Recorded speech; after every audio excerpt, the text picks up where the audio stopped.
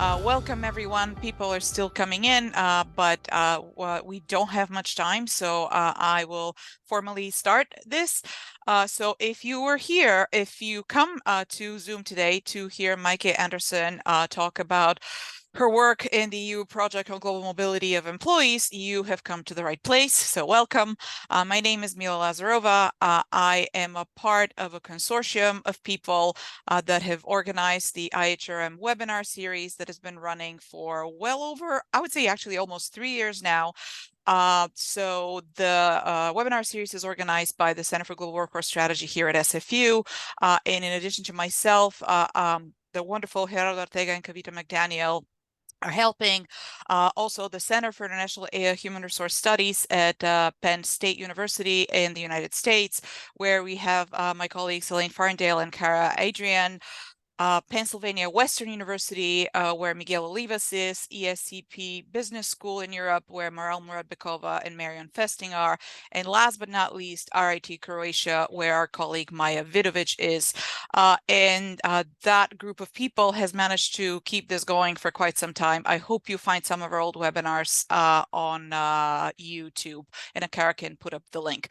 But so thank you to all of these people that have made this possible. But today, let me thank you, our presenter, Maike Andersen, who has agreed to take time out of her very, very busy schedule to give us some insights, both behind the stage and on the stage of working with this research project.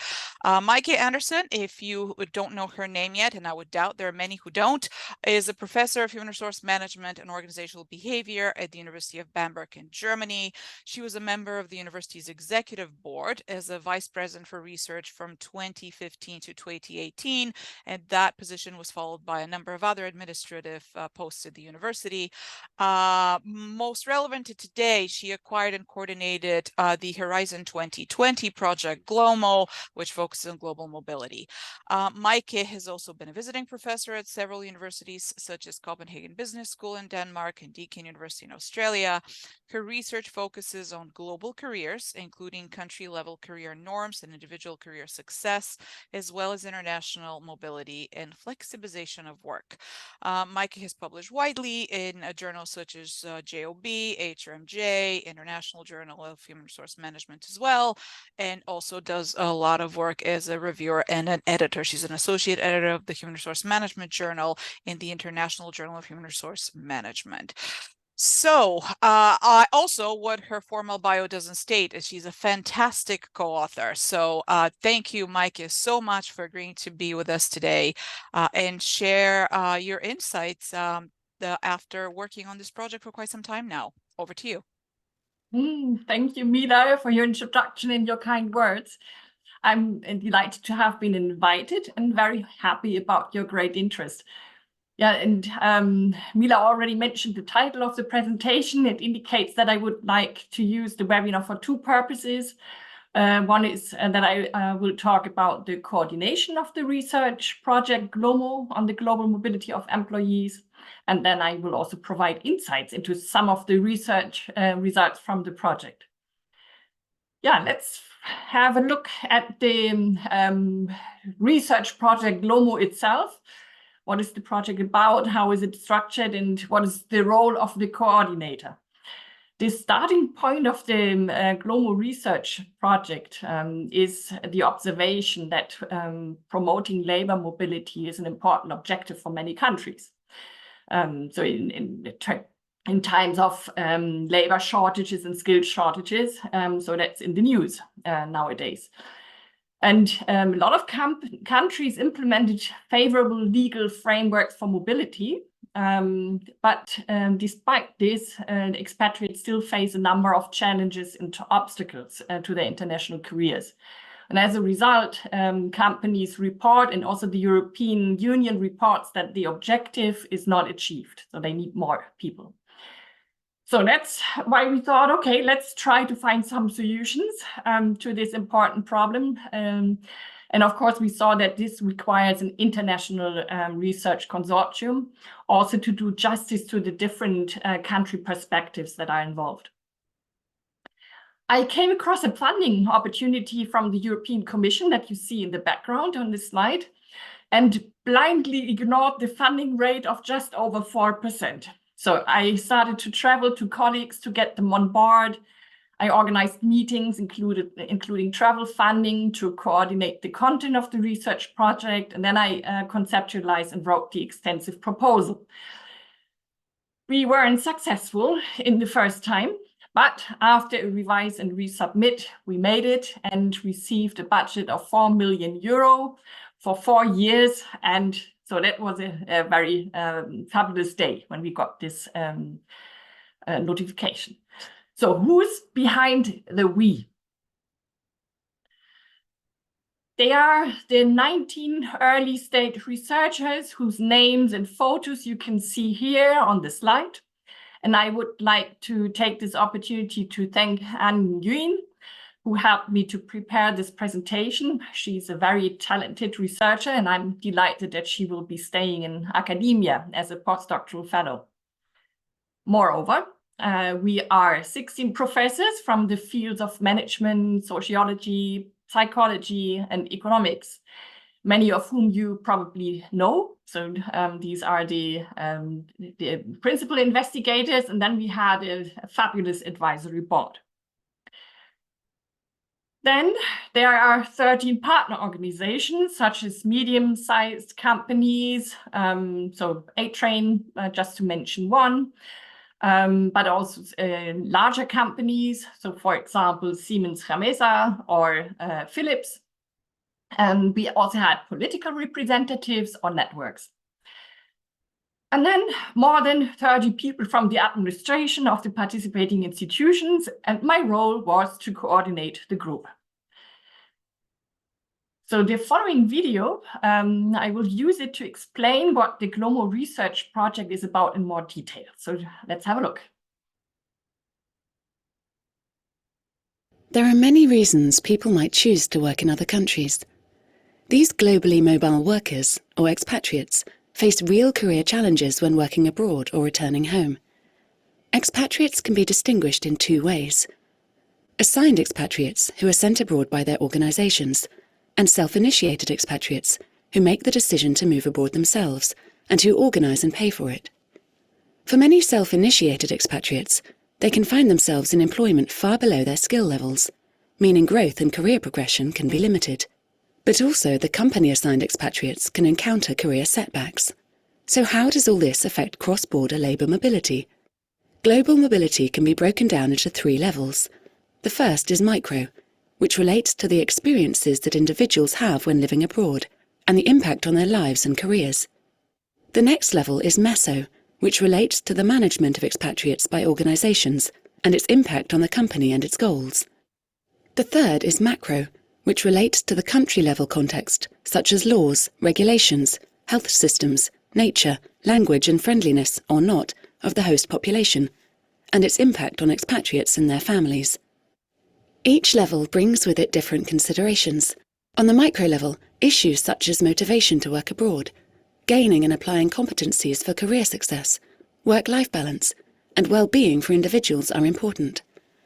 On the meso level, how organisations can manage expatriates' performance and social networks, retain expatriates abroad, and manage corporate language are key topics to be understood in order to profit from global mobility. On the macro level, topics such as expatriate gender and its effects, human capital investments and labour market conditions, and other contextual issues such as how expatriates perceive their host environments are crucial to research, so that countries can maximise the benefits they gain from global work. As mobility into and in Europe increases, it is essential that key stakeholders are provided with relevant global mobility insights so that existing labour mobility can be made more efficient and beneficial for all parties involved. This is where the GLOMO network comes in. Part of the Horizon 2020 Research and Innovation Programme, this network of global mobility experts seeks to achieve 3 main goals: to systematically generate knowledge about mobility and its implications, as well as to identify factors that impact on its success; to provide training for researchers to better understand the global mobility phenomenon, and to raise awareness of relevant implications for individuals, organisations and countries, and provide solutions. Through extensive research, training and development, The network wants to ensure that as Europe witnesses greater and more cross-country mobility, the public can understand the opportunities that labour mobility can bring, working towards a more sophisticated and applicable understanding of global mobility that benefits individuals, organisations and nations greatly. Find out more by visiting glomo.eu.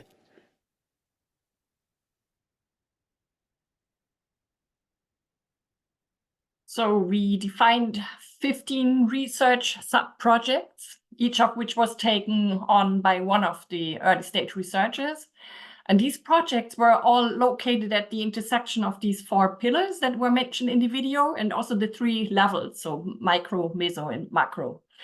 And we wanted to collect comprehensive data. So in order to minimize at the same time the data collection effort for each individual, we wanted to collect the data jointly at each of the 3 levels. So that means that we wanted to create 3 data sets at the micro, the meso, and the macro level. In this way, the idea was that the data could be used for individual publications, but also for joint studies, and it should allow to reach multi-level analysis. In order to closely coordinate our research and to promote the early stage researchers in the best possible way, we have put the following elements in place. So that was the training program that is mentioned in the video. So we had a dedicated and close supervision by experts in the research field. So you saw our pictures, and also beyond the doctoral supervisors. So it should be a larger group, and also the partner organization shared their insights. In addition to that, we had a continuous exchange within the group. So we had 15 sub-projects, and we needed to make sure that we align what we do so that this leads to a coherent story. In addition to that, we had a training program with 9 summer schools, workshops, etc., where we met in Europe to learn about research methods. It was also about self-competence as a researcher, and also about the research topic itself, so that all of us had the state-of-the-art knowledge. And then all of us participated in international conferences to share our knowledge, but also to establish new networks to exchange knowledge. Then the early stage researchers had 2 international secondments, one to a partner university and the other one to a partner organization for field research. Then a comprehensive support in data collection. And all of these training costs were covered by the available budget. So that was a pure luxury. And then in addition, the ESRs received a good income to allow them really to concentrate on their research. So much for the perfect plan. Let's look at the reality. So coordinating more than 80 people is an ambitious endeavor. So this is how it works in practice.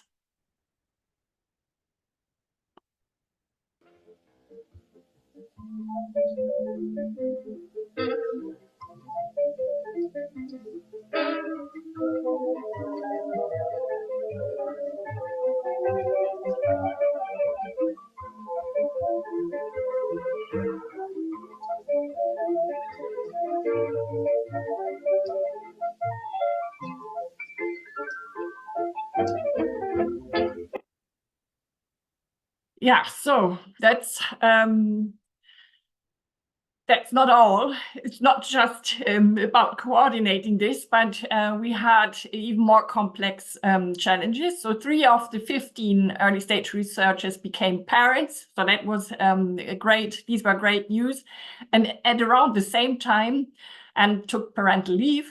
Then another 4 early stage researchers dropped out, for example, due to illness or returning to their home country. And the natural consequence of this was that in all of these 7 cases, we suspended the sub-projects for several months. Moreover, many early stage researchers were affected by health issues during the pandemic. And please keep in mind that all of these early stage researchers were working outside their home country. So that means that they lacked the family support that we probably had and the social contact during this times of crisis. And this led to further interruptions in the sub-projects. And you can guess, our finely orchestrated plan was slightly out of sync. So, and as if this wasn't enough, the start of our empirical research phase on global labor mobility coincided exactly with the start of the COVID-19 pandemic. So remember, this was the time when companies stopped sending their employees abroad or brought their assigned expatriates back home. And many self-initiated expatriates also repatriated to their home country. So you can imagine that our data collection became, challenging. Let's choose this word, or in some cases, even impossible. So we therefore took 3 actions. That's one of the learning points, be flexible. So we rescheduled all projects and asked for a project extension of 6 months. We cancelled the plan of the joint data collection in order to be able to act more flexibly and also more independently to become faster. And we held all trainings and research meetings online, as all of us did during that time. Okay, and this was not the original plan. And this did, of course, not meet the expectations of the early stage researchers who chose this program because of the mobility. So, but by joining forces, we have achieved our goals and produced impressive research results.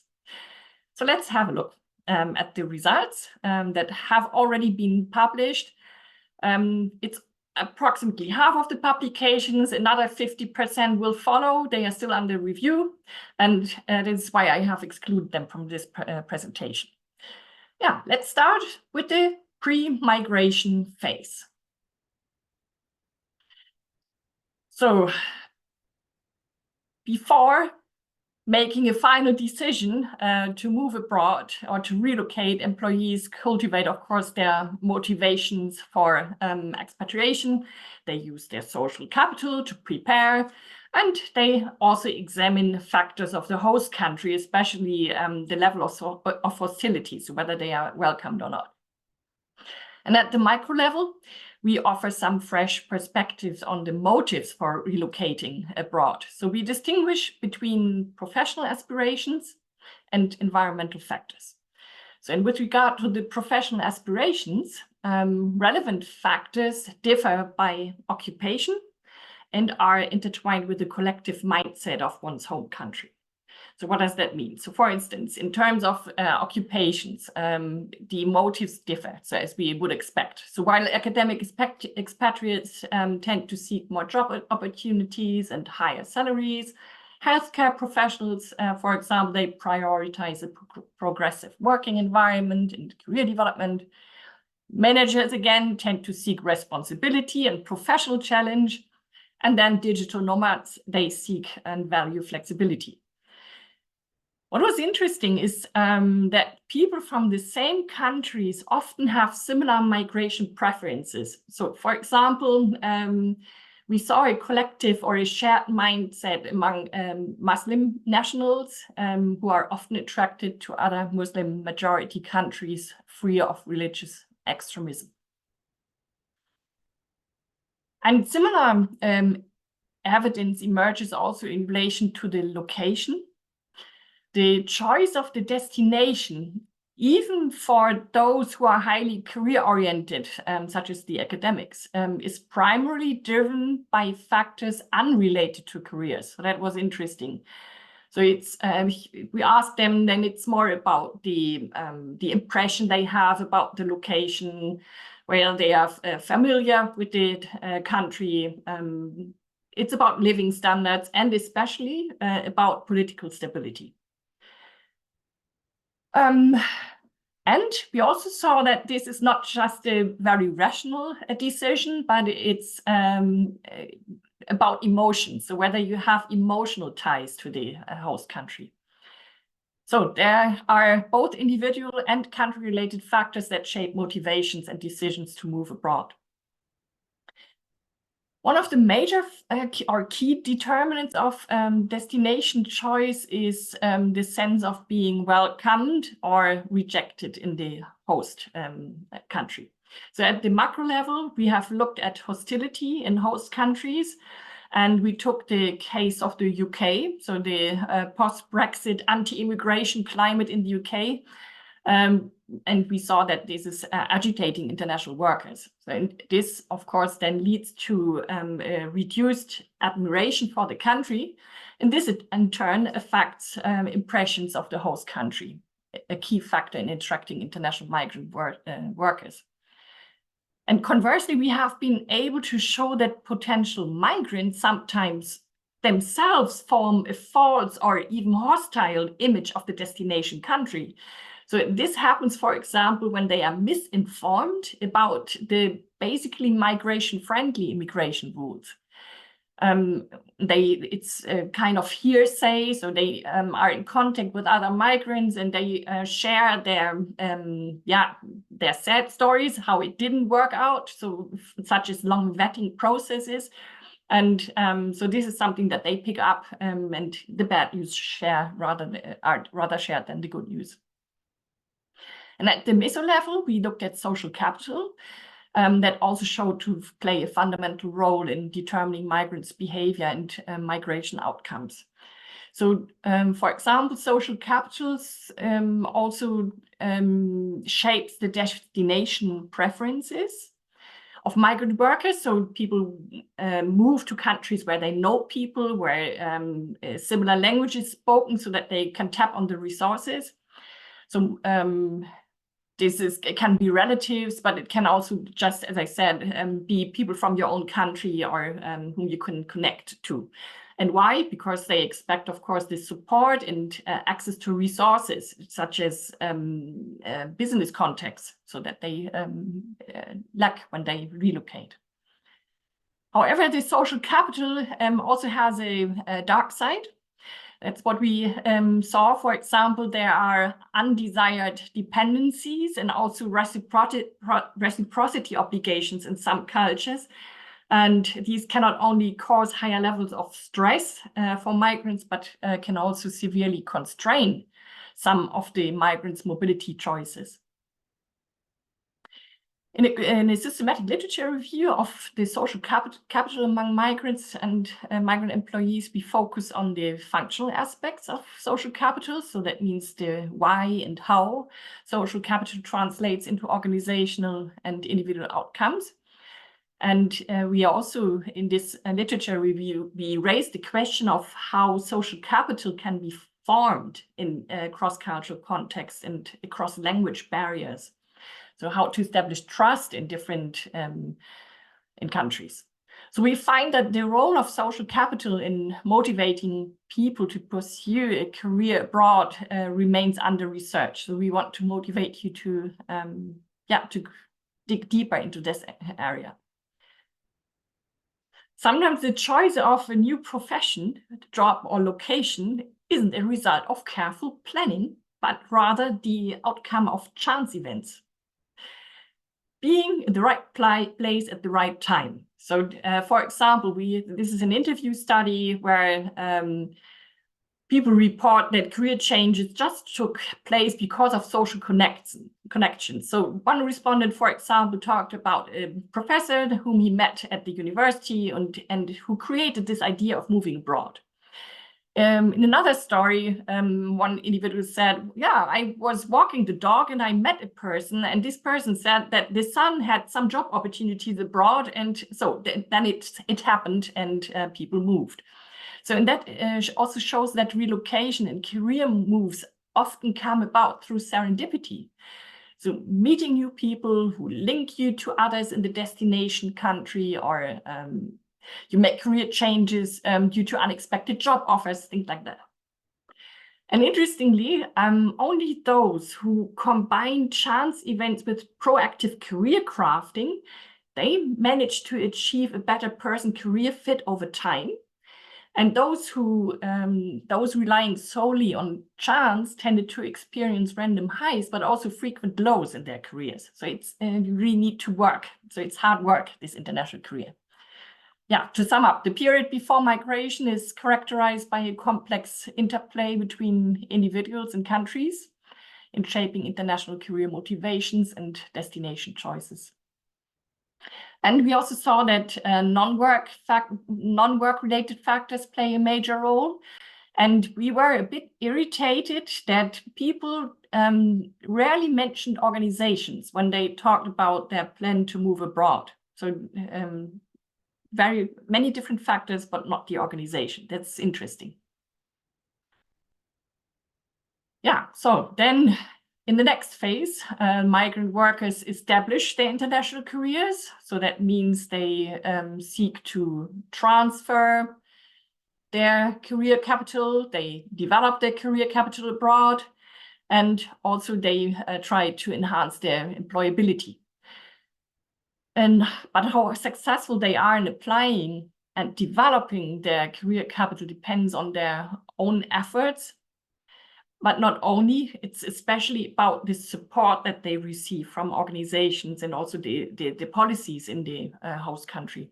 So, and this again shows this interplay between the micro, meso, and the macro level. So at the micro level, for example, we looked at the how career capital is acquired at home and whether this applies to the host country. So it's a systematic literature review.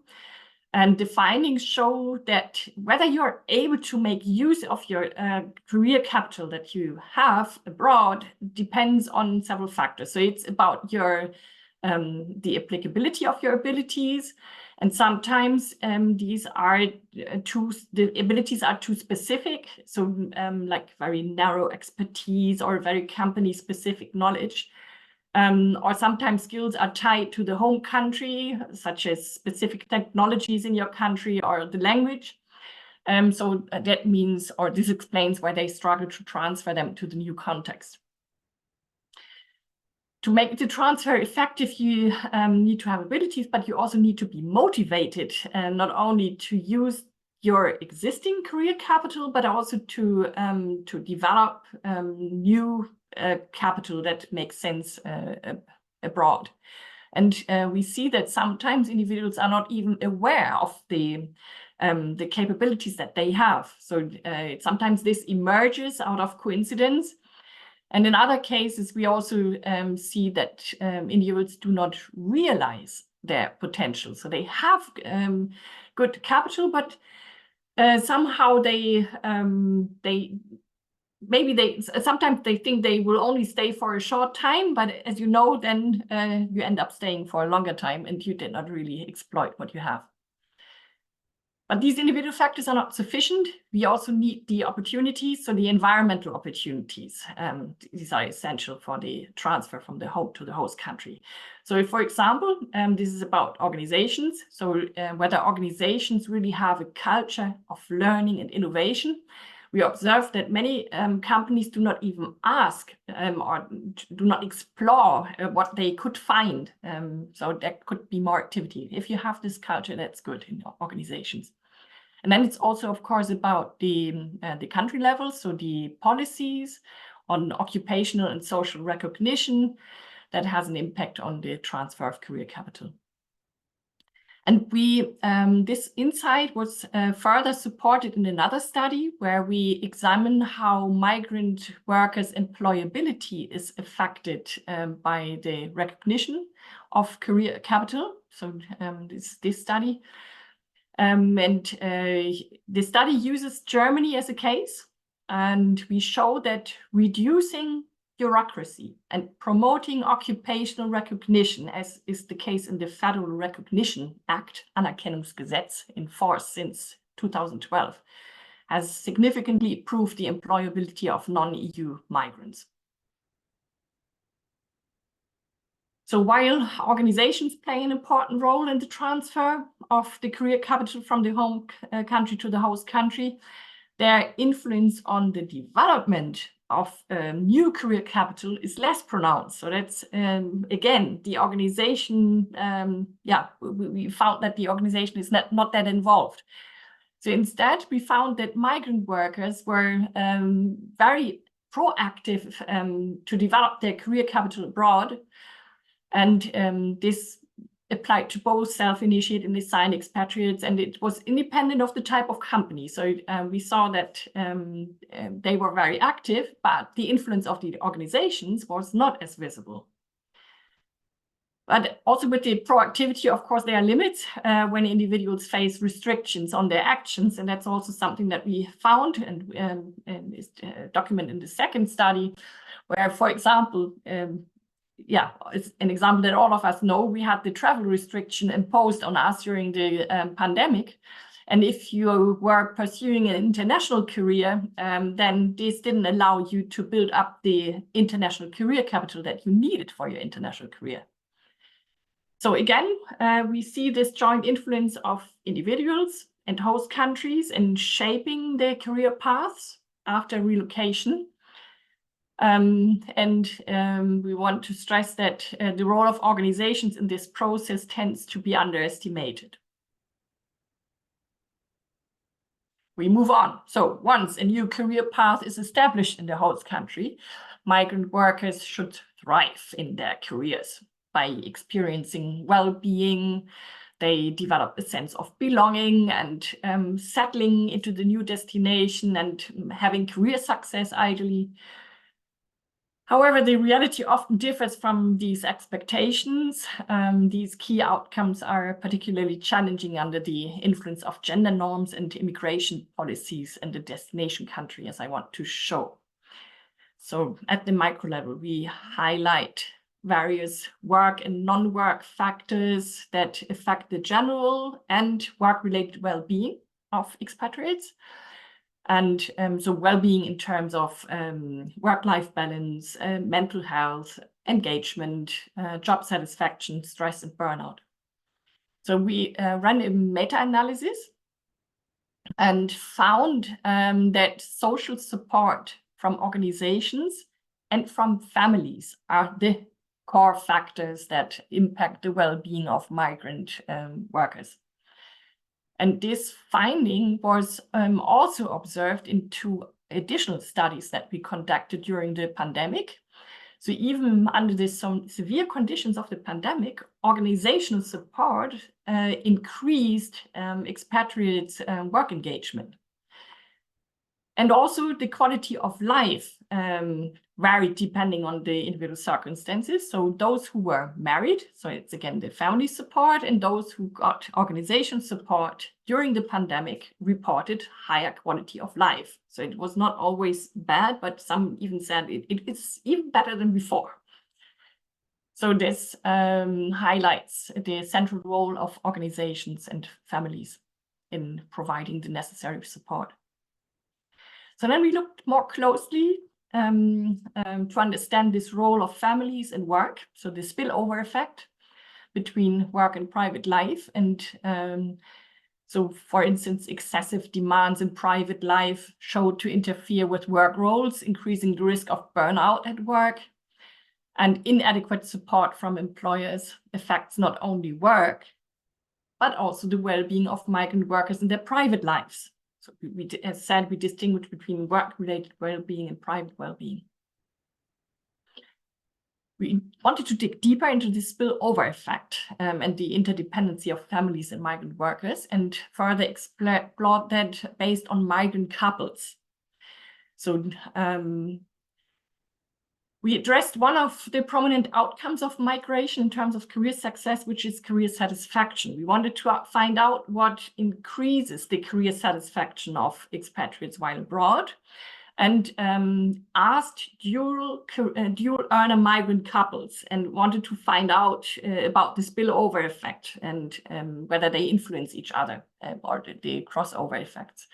And we show that the career satisfaction of dual earner migrant couples benefits not only from the migrants' own resources, so such as their community embeddedness. So community embeddedness increased their career satisfaction and also their humor. Look at the bright side of life. But it was not only about their own resources, but also the partner's ability to use humor to create a hilarious and pleasant climate at home. So whenever something didn't work out abroad, so that you can, just have a laugh and then relax. We used an actor-partner independence model and showed that women benefit more from this crossover effect than men. So that means that men's humor increased the female partners' community embeddedness and then career satisfaction. But we could not find that effect for men. So that was interesting. So we dig deeper at the macro level and wanted again to find out about the gender differences, the disadvantaged position of women compared to men, and looked at objective career success. So that was a large-scale study of migrant workers in Germany, and we show that although female partners on average achieve higher levels of education and equivalent levels of social cultural integration, such as German language and identification with the German culture, compared to men, they are still less successful in both occupational status and working hours compared to their male counterparts.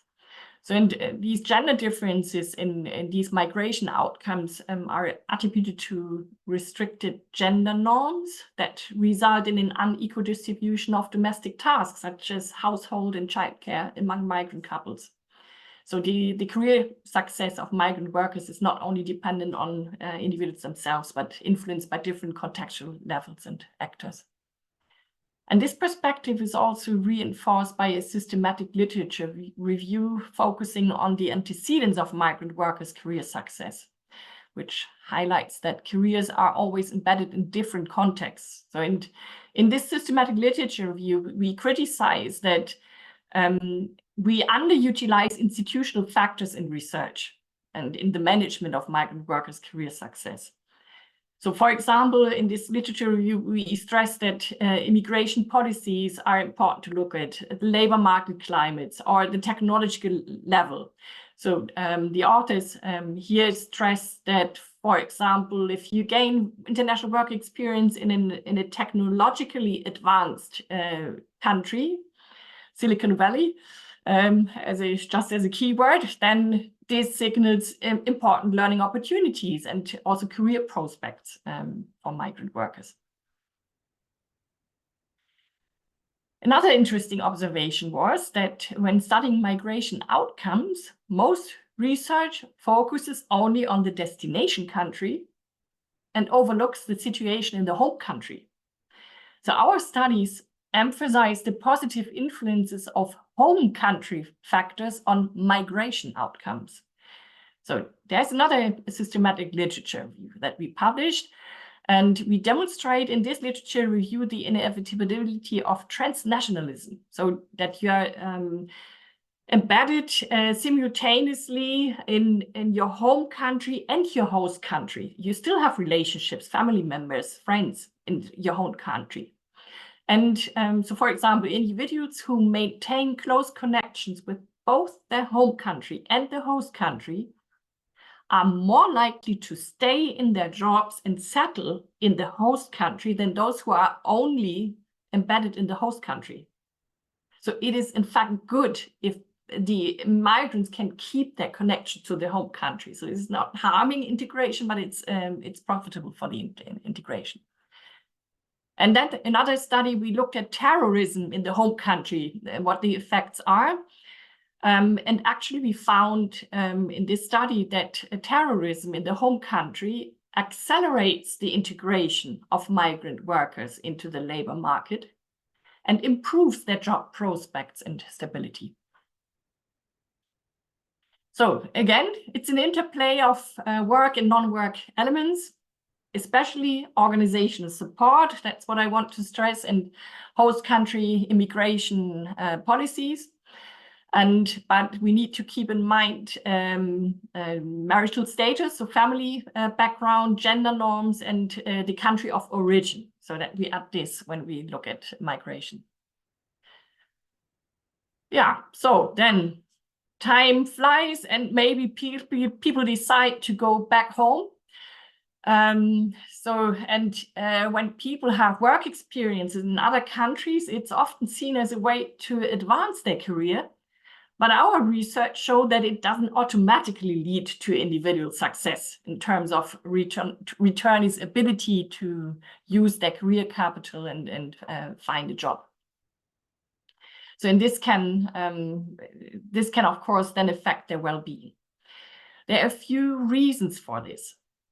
So for example, we see then that if the international experience does not match the career norms of their home country upon return, then it's difficult to connect. So some countries don't value international experience. Some countries expect expert knowledge, but in the country where you spent several years, they rather develop general human capital. So that leads to disturbances and makes it difficult and lowers your employability.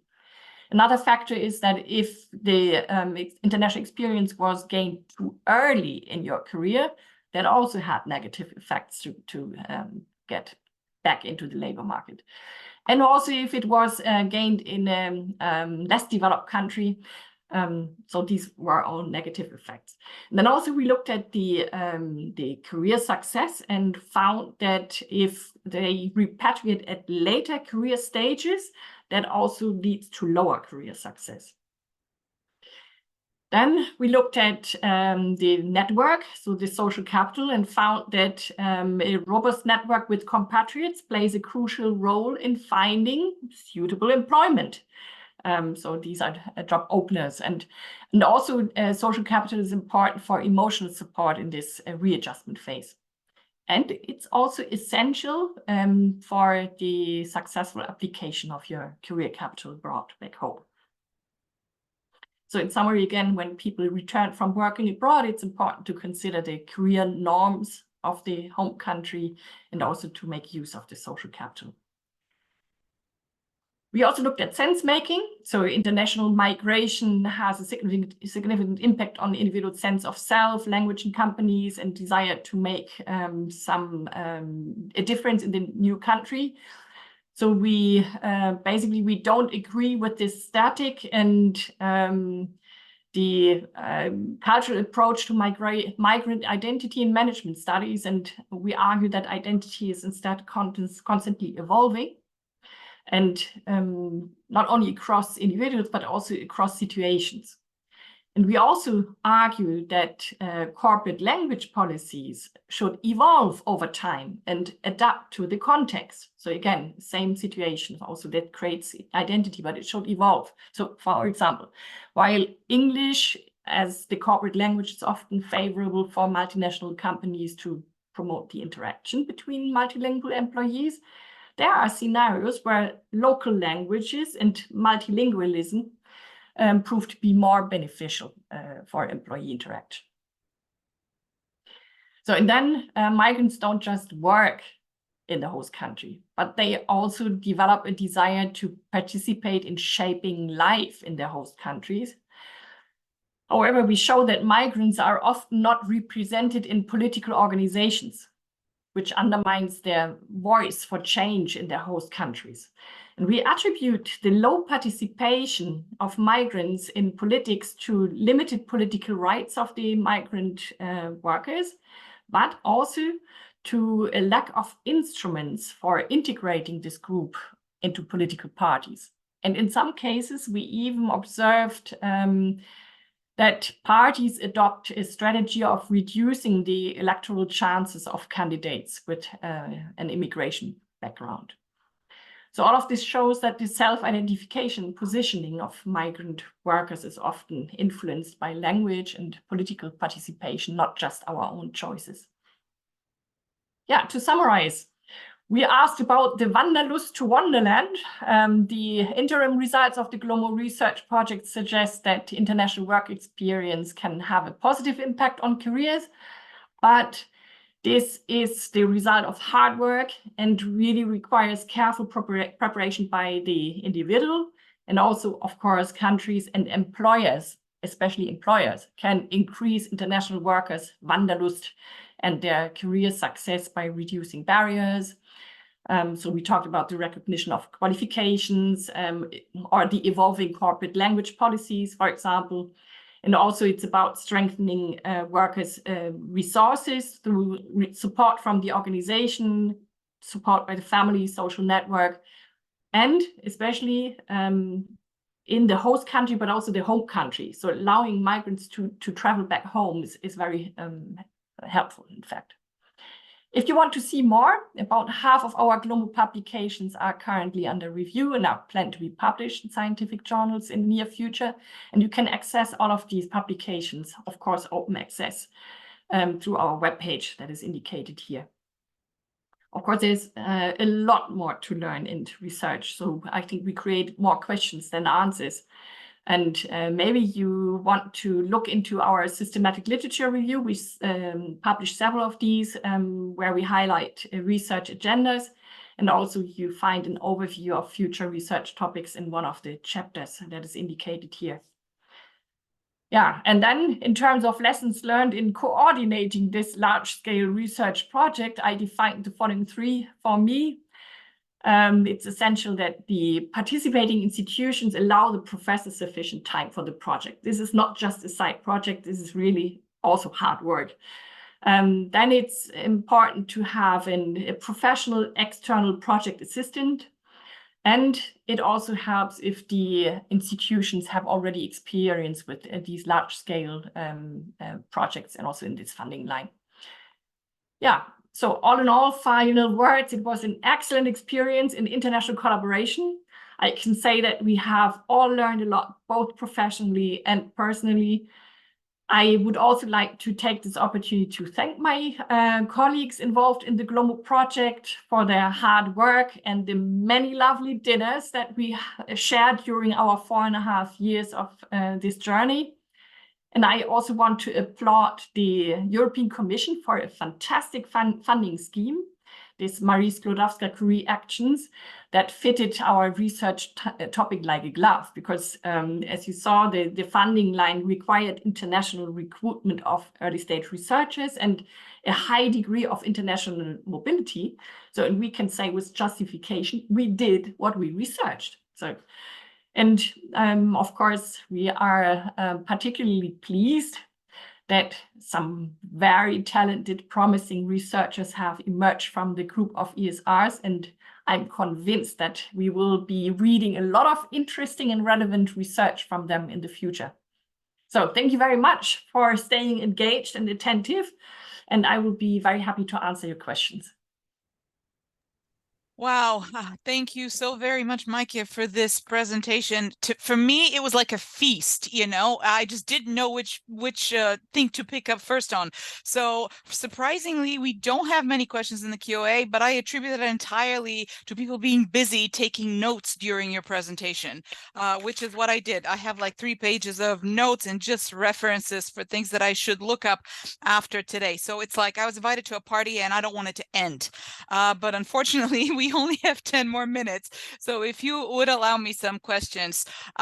You addressed some of it in your final slide when you talked about, you know, perseverance, flexibility, university helped, and so forth. But we did have a question from Stacey Fitzsimmons, who was asking more about the process of moving all the pieces, right? It's behind you now. You're elated, as you rightly should be, because it appears to have been successful by all accounts.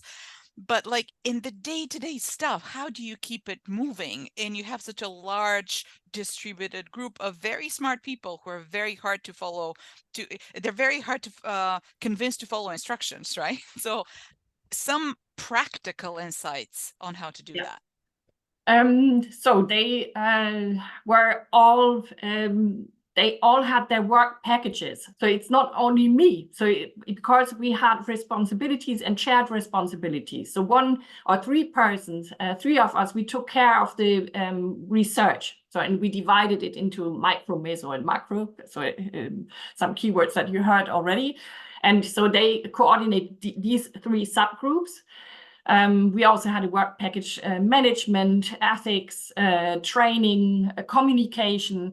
So we took responsibility and developed strategies with milestones and divided the tasks and had dashboards in order to follow up. In addition to that, we had regular meetings. So these were part of the training program. And we implemented 2 aspects. So whenever we met, we first had a kind of colloquium where we gave an update. Where are we? So we went through all of the 15 projects and gave an update, and also provided feedback, of course. And then in the second step, we had so-called discursive workshops. That's how we called them, where we aligned. So, and then it was across levels, or sometimes within these 3 levels, depending on what we needed. So these 2 maybe. So the work packages, so that we really had managers in all of these work packages, and then also the meetings where we shared our insights. So it's some proper project management tools, right? Like dashboards and things to keep it moving. Yeah, Yes. it sounds like a monumental task. It's a little scary, but if anyone could do it, it's your team. So fantastic. Now, I just wanted also to put a couple of clarifying questions. The video that you showed talked about that this was mainly centered on mobility, Eurocentric sort of mobility in and out of Europe. Was that because of the funding package that's how you had to present it, or are the findings also applicable mostly in terms of mobility in and out of Europe, or are they more broadly applicable? Yeah, so that was because of the funding scheme. So the European Commission was interested in the mobility into Europe and within Europe. So because these are the European taxpayers, they wanted to learn from what we did. However, some of the results can be used, but as we stressed, it always depends on context, and I think we need to do more on that. So that's, again, mobility to rich countries, as in Europe, is a different story than mobility to a poorer country, or coming from a poorer country and going to a poorer country. So yes, in terms of social capital, this can be transferred. That is relevant in all of these countries. But in terms of immigration laws, obviously, this is a different story. And I would really like to motivate to do more research on countries that have a low number of migrants, for example, like Japan, which is a completely different story if you go to a country where you are special and different, as if you go to Dubai. So, and we need more than that. Of course, this is caused by the number of respondents. We take whatever is convenient, and where we find most of the respondents. But yeah, more needs to be done. And also what we realized is that we are quite ethnocentric in our perspective. We always look at the migrant and forget about wider families. So if we talk about embeddedness, for example, we usually think of the migrant and maybe wife and children. But there are cultures where the family is much more. These are tribes, and one person needs to, or is responsible for having a career and to finance the entire family. And that's what I mentioned with the dark side of social capital. There is a lot of, there are hard obligations. So if you move abroad, you still need to send the remittances back home. The entire family is depending on you. So I think, so short or long answer to a very precise question. Some things are relevant, but I think it would be nice to have maybe a similar project, but then in a different region. Well, I mean, that's wonderful, because one of the questions that came to mind as you were talking was, well, what else there is left to research as you were putting all of these publications that you've done? But I guess sort of the role of context is some place where we could do a lot more research. And again, also another clarification, you referred to in the presentation to migrants, and I assume, but you will correct me if I'm wrong, that you use this very broad definition of a migrant that encompasses all sorts of global mobility. If you can just give us a bit of framework there. Yeah, so that's also an interesting point. So when we started, we were an interdisciplinary network, as you saw. So we have economists, they don't use the term expatriate, they use the term migrant. Right. So this was the very first alignment that we had in the beginning. So how should we call them? And we ended up with migrant. So which is okay, because we have a very broad, or we have a broad definition. A migrant is a person who's moving from one place to the other. So that's right. Yes, exactly. So that also applies to expatriates. But we observed throughout the publication journey that I think more confusion is now created with these terms. So when we talked about migrants, they say, but migrants, then you forgot about expatriates. We thought, no, because expatriates are migrants. And you will see that in many of our publications, we talk about international careerists or international relocated workers. We now try to use neutral terms because we seem to have some implicit ideas about migrants, expatriates. So yeah, that's also an interesting observation, just a side aspect. Right. But it was a very encompassing study, right? So, you know, because people sometimes would just look at the label and, you know, it's important, I think, to mention that as it usually happens in our webinars, people are quite silent in the beginning and then questions start raining in when there's less than 4 minutes left in the webinar. So with apologies to the few people that answered questions, we shall forward them to Maike and we can perhaps follow up with that, because I'm afraid we need to move towards closing the webinar. One last question, Maike, in terms of, because you suggested so many things for us to read and look at. Would all of them be available on the GLOMO website, at least a reference to them? And I noticed a lot of them. A lot of them came in a book. Is that book easily accessible to people? Can they purchase it, or can they find the papers online? It's all of the papers are for free, all open access without any fee.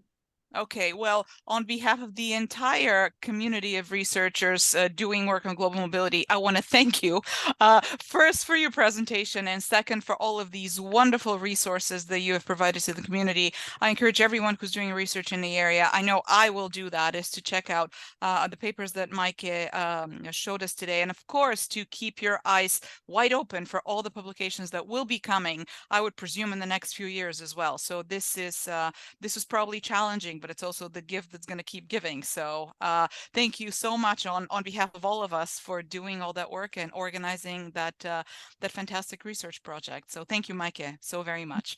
And with that, I have a few announcements to make for the community. There's a couple of special initiatives or special issues that I wanted to share with you.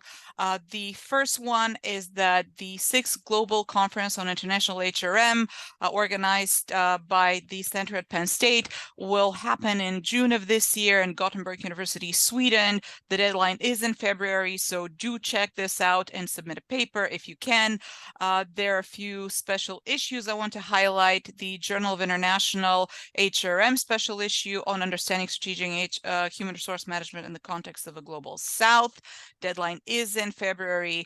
There's another special issue, European Management Journal, Managing the Invisible, the Challenges of Religious Expression in the Workplace. Submission deadline is in April. And of course, our series of international HRM webinars is continuing. Our next speaker will be Snežina Mihailova, who will talk to us about modern slavery.